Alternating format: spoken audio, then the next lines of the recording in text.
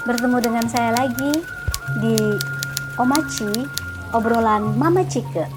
Sekarang saya mau ngobrolin pengalaman ketika saya duduk di bangku sekolah menengah pertama. Waktu itu usia saya mungkin sekitar 14 atau 15 tahun. Pertama kali saya melihat orang yang dia hampir melakukan pasugihan, atau orang Sunda dulu bilangnya nyegik ya, nyegik kayak ngepet gitu, kayak apa sih, kayak berdealing dengan ilmu hitam yang sebetulnya dia tuh nggak sengaja katanya. Jadi ceritanya gini, di kampung kami itu dulu waktu SMP kan saya tinggal di Garut ya sama nenek.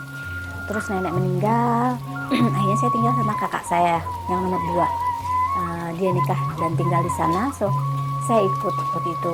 Saya masih SMP. Saya ingat banget ya, rumah kakak saya itu agak di dalam, beda dengan rumah nenek yang di pinggir jalan. Jadi kalau rumah kakak saya itu agak di tengah-tengah antara sawah gitu. Jadi masih, kalau buka pintu belakang tuh masih yang kita bisa melihat sawah, tapi ya itu banyak pohon bambu juga yang kalau malam tuh kayak suka serem banget nih. Jadi saya tuh kalau abis maghrib tuh udah kan kalau dulu di kampung lazim ya WC itu atau kamar mandi tuh di belakang gitu, jadi agak tertutup ya semuanya, tapi untuk menuju ke WC tuh kayak kita tuh harus pokoknya di luar rumah gitu, di luar rumah inti ya, zaman dulu, bukan zaman dulu, tahun 80-an lah, 86 85 gitu. Kalau mau menuju rumah nenek saya, jalannya tuh ke kanan gitu. Kalau mau ke masjid, ke warung, saya harus belok kiri yang melewati kuburan dan lain-lain. Nah, saya ingat banget tuh, antara rumah kakak saya, banyak sih rumah-rumah penduduk lain, jarang-jarang sih masih. Kami tuh harus melewati kayak sekolah SD, tapi yang bagian belakangnya, gedung SD belakangnya. Terus bangunan SD tahun 80-an kan masih dari bangunan lama gitu ya. Terus di belakang tuh ada kuburan-kuburan zaman dulu punya orang, ada kayak keturunan orang bangsawan lah. Nggak boleh orang lain masuk gitu. Jadi dipagar, dan pagarnya tuh tinggi. Serem banget deh. Kayak kalau mau lewat sana tuh, kalau siang aja penasaran gitu kalau nggak noleh dulu ke si kuburan, sebelah kanan kuburan, sebelah kiri kebun bambu gitu. Depannya yaitu belakang SD itu, SD yang bangunan zaman dulu. Nah, sebelum menuju warung terdekat tuh ada kayak satu, semua orang udah tahu di sana tuh rumahnya, sebut aja deh Abah Gogo. Abah Gogo tuh udah terkenal sama orang, katanya orang pintar, bisa nyembuhin orang sakit, terutama anak-anak yang kalau sakit panas diajak ketemu si Abah Gogo, itu katanya disembur aja sembuh. Terus kalau ada yang anak kecil sakit bisul, diajak ke si Abah Gogo, katanya nanti bisulnya dijilat atau diapa gitu, terus sembuh. Waktu itu kayak udah modern ya, udah tahun segitu kan udah ada acara TV, udah ada Aneka Ria Safari lah, ini itu, udah ada bioskop. Orang-orang mungkin ya udah mulai nggak percaya lah sama kayak orang-orang pinter, dukun-dukun kayak gitu tuh, orang kan udah mulai udahlah gitu. Jadi untuk sebagian orang yang masih percaya, mereka akan membawa anak-anak mereka yang sakit ke si Abah Gogo ini. Tapi untuk anak-anak mudanya tuh udah kayak ngeceng-ngecengin. Jadi kalau kita panas dikit, ntar disembur nih sama si Abah Gogo katanya. Pokoknya udah jadi bahan bulian gitu. Sementara si Abah Gogo sendiri kan udah sepuh gitu ya. Memang kalau apalagi saya dari Jakarta kan gitu, anak SMP. Jadi kalau ngeliat si Abah Gogo, kalau pagi itu dia bawa tongkat, berjemur sambil nunduk gini, dia nggak mau lihat orang.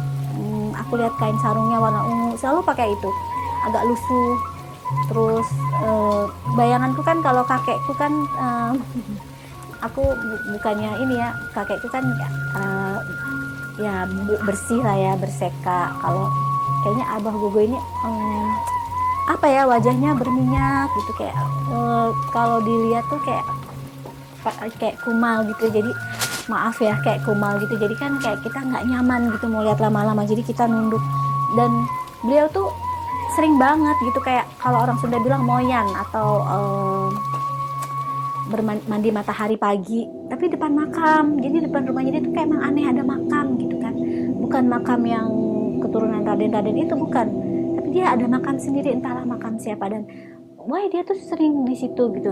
Terus aku juga nggak berani tanya sama kakakku kayak sama siapa itu makam siapa, aku nggak berani tanya, pokoknya aku lewat aja, aku takut itu.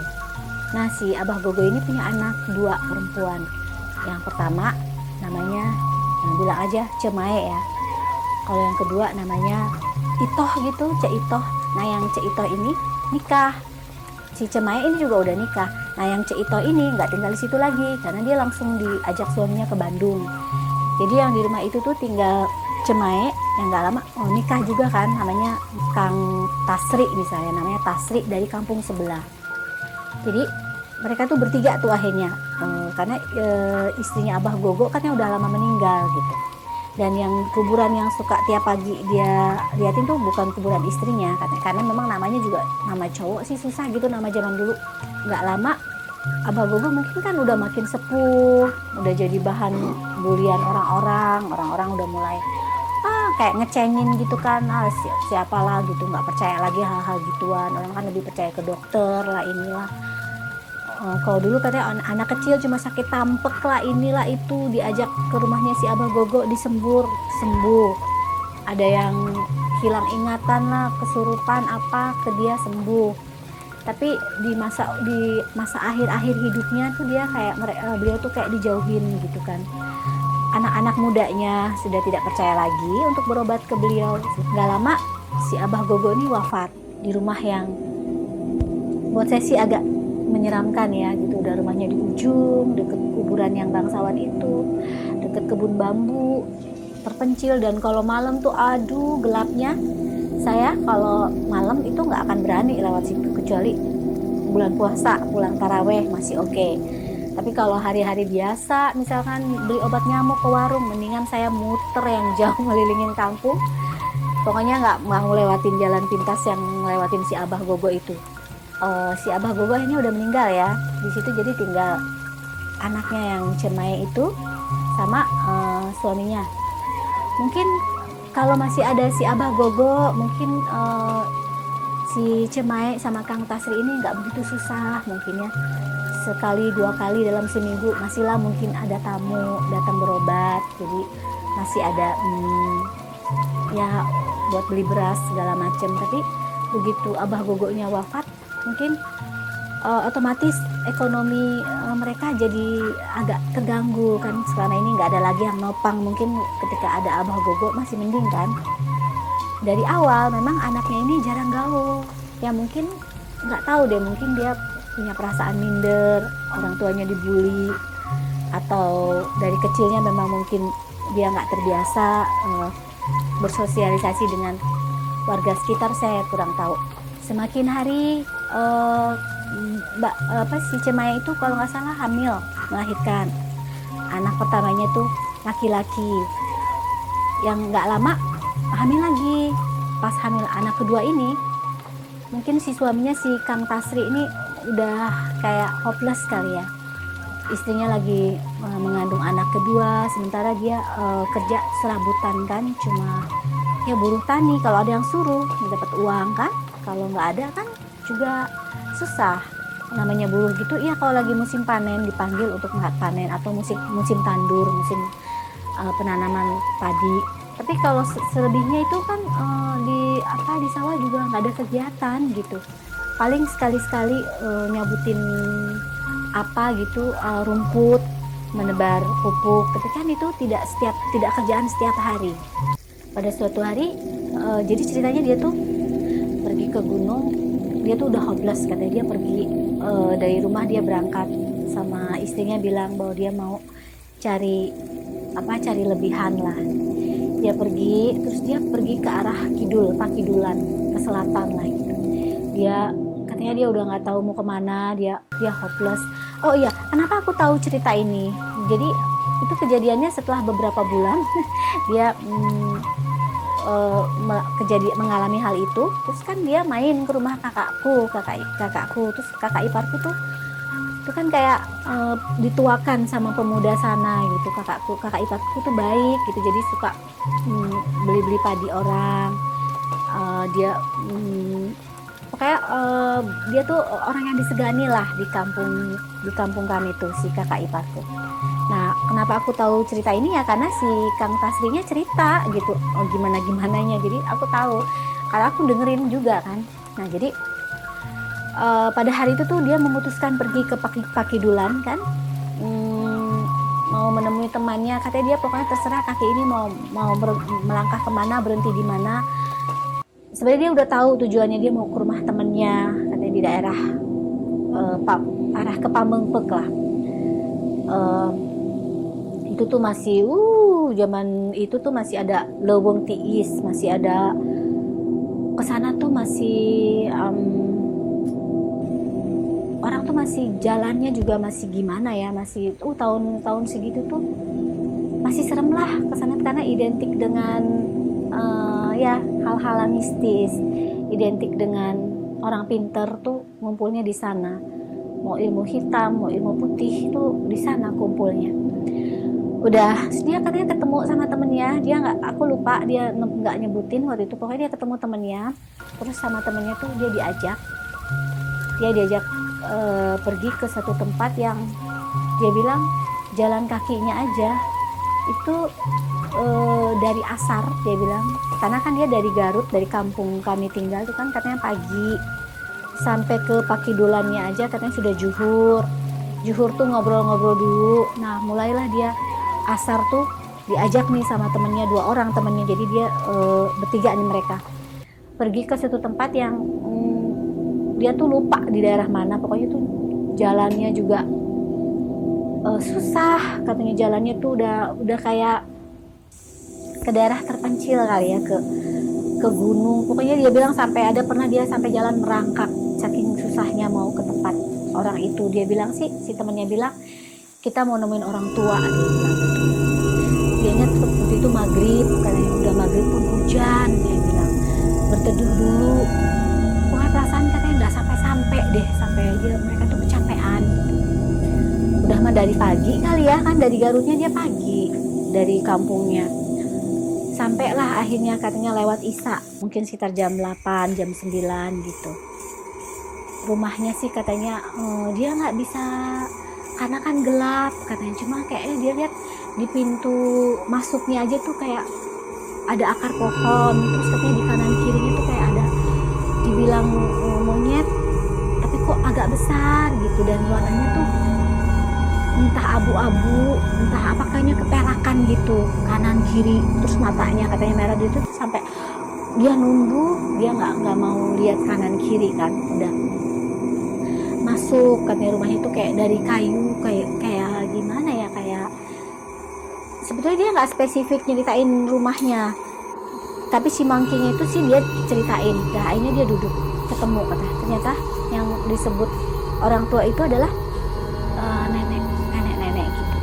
Katanya bajunya serba hitam, sanggulnya tuh bukan sanggul, rambutnya tuh apa ya, kayak ya digulung-gulung gitulah katanya ke atas.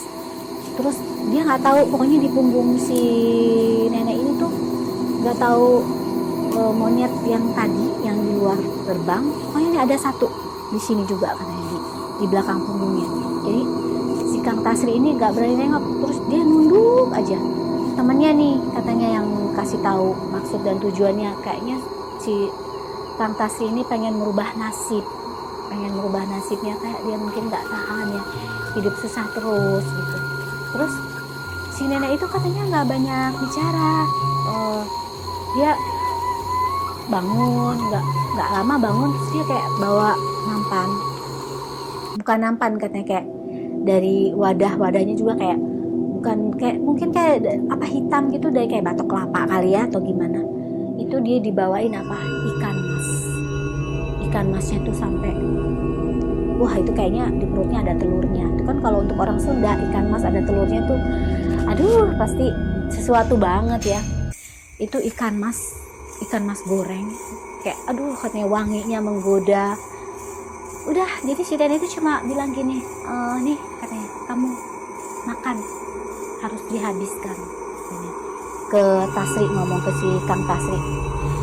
Si Kang Tasri itu katanya udah lapar, haus, capek. Emang sih dia agak ketakutan juga gitu, kenapa dia harus makan gitu, harus makan ikan mas ini. Katanya harus sampai habis, ditambul. Kalau orang Sunda bilang ditambul tuh digadok, jadi nggak pakai nasi. Tapi dia tuh katanya antara sadar nggak sadar, kok katanya si ikan mas itu dia kayak lihat wajah anaknya yang cowok yang dia tinggal itu, yang di rumah. Kok kayak dia lihat wajah anaknya ini kok. Akhirnya entah gimana dia menolak, dia nggak mau makan si ikan mas itu. Lapar kayak mau apa, pokoknya dia kayaknya ada rasa takut gitu. Dia memutuskan untuk tidak makan ikan itu. Terus dia pamit, akhirnya pamit baik-baik. Pas begitu keluar dari rumah itu, syaratnya adalah dia tidak boleh sekalipun noleh ke belakang. Jadi tuh dia nggak tahu apakah ada si monkey monyet yang duanya itu masih ada atau enggak. Kayak itu tuh udah serem banget. Cuman katanya tuh dia jalan tuh langkahnya, kakinya aduh katanya kayak apa, berat banget. Dia kayak wah takut. Terus dia jalan entahlah bagaimana, pokoknya akhirnya dia baru sampai rumahnya lagi, ya ke dusun kami lagi, ke kampung kami yang di Garut. Subuh, ajan subuh dia baru sampai lagi. Jadi sejauh itu dia jalan kaki, entahlah berapa kilo lah, nggak tahu lah. Tapi katanya udah sampai Garut, udah sampai terminal Garut sih dia memang ada, katanya ada delman atau, jadi dia sampai ke rumahnya tuh 7 kilo terakhir tuh dia memang sudah diantar orang lah, mungkin pakai gojek sepeda atau apa, saya nggak jelas. Pokoknya dia sampai ke rumah dia langsung ngejoprak. Dia kok kayaknya langsung pengen nangis, katanya mau minta maaf sama istrinya. Istrinya tuh pas subuh tuh katanya bukain pintu tuh langsung katanya aduh, oh saya lupa kasih tahu nama anaknya, sebut aja nama anaknya Rudi kali ya. Jadi begitu sampai rumahnya si istrinya nanya, kamu tuh dari mana sih katanya. Terus si Kang Tasrinya nggak bilang karena kan dia juga masih shock gitu, masih kaget. Oh, emang kenapa? Si Kang Tasrinya malah balik nanya, tuh katanya si Rudi, ya ampun ya Allah, katanya semalaman dia panas katanya. Apalagi tuh tadi katanya sekitar jam 11 apa jam 12 malam katanya. Ini anak kirain mah bakalan gak ada katanya. Kayak udah mau dicabut nyawa katanya, mulutnya udah kayak ikan mas katanya. Si suami itu langsung merinding, langsung. Karena kalau dipikir-pikir kata itulah memang antara jam 11 atau jam 12 malam itulah kira-kira dia disuruh menghabiskan ikan mas goreng itu. Emang dia langsung lihat wajah anaknya. Cuman katanya mulutnya tuh, jadi waktu istrinya bilang ini anak udah kayak ikan kalau kehabisan air gimana sih ya, yang cari oksigen napas gitu. Jadi dia tuh baru realize, baru sadar besoknya mungkin kalau dia makan ikan mas itu, mungkin kehidupan duniawinya secara finansial akan membaik, mungkin dia akan jadi orang kaya raya, tapi ya pasti mungkin tumbalnya ya anaknya itu gitu. Terus akhirnya karena mungkin Allah masih melindungi, dia sih nggak bilang apa-apa lagi, cuma dari nalar saya waktu itu ya, karena dia bisa melepaskan godaan itu, akhirnya malah ekonomi keluarganya malah akhirnya jadi membaik. Buktinya apa? Istrinya akhirnya kerja di mana-mana gitu, dipanggil. Ternyata istrinya pintar masak, si Cemai itu. Dan si Kang Tasri sendiri akhirnya deket sama kakak ipar saya. Dia kayak jadi tangan kedua kakak ipar saya. Pokoknya urusan kayak si kakak ipar saya kan dulu suka beli-beli beras gitu kan, kayak pengepul beras gitu. Terus akhirnya dia tuh yang bagian oh ini udah mau panen, oh ini beras. Dia tuh ternyata jago untuk menaksir sebuah misalnya lahan 1 hektar sawah, dia tuh sudah bisa naksir, oh ini hasilnya akan segini, berasnya kelas ini. Ternyata dia tuh jago, dan sekarang hidupnya malah membaik. Logikanya mungkin dengan kejadian itu dia akhirnya mau memberi contoh kepada orang lain bahwa nggak usah ikutin aku hampir terjebak ke dalam dunia ilmu hitam itu. Jadi akhirnya dia tuh malah jadi sering ngobrol sama warga akhirnya tahu siapa beliau, tahu siapa mereka kan, kayak istrinya akhirnya ternyata masaknya pinter, dan ya itu si Kang Tasrinya malah akhirnya jadi anak buah kakak iparku. Dan sekarang kehidupannya baik, udah punya cucu mereka gitu. Anaknya tuh sudah 3 kalau tidak salah, cucunya sudah 4 kalau tidak salah. Cuma ya itu, sampai hari ini kalau saya pulang ke kampung dan saya lihat si Kang Tasri sama si Cemai itu, ini nama samaran semua ya, saya tuh selalu ingat apa yang mereka Kang Tasri obrolkan waktu saya usia 14 tahun 15 tahun itu. Saya dengar sendiri gitu ya. Pengalaman saya kali ini itu semoga bisa membawa hikmah bagi kita semua ya, bahwa pada akhirnya kepada siapalah kita meminta selain kepadanya ya. Makasih.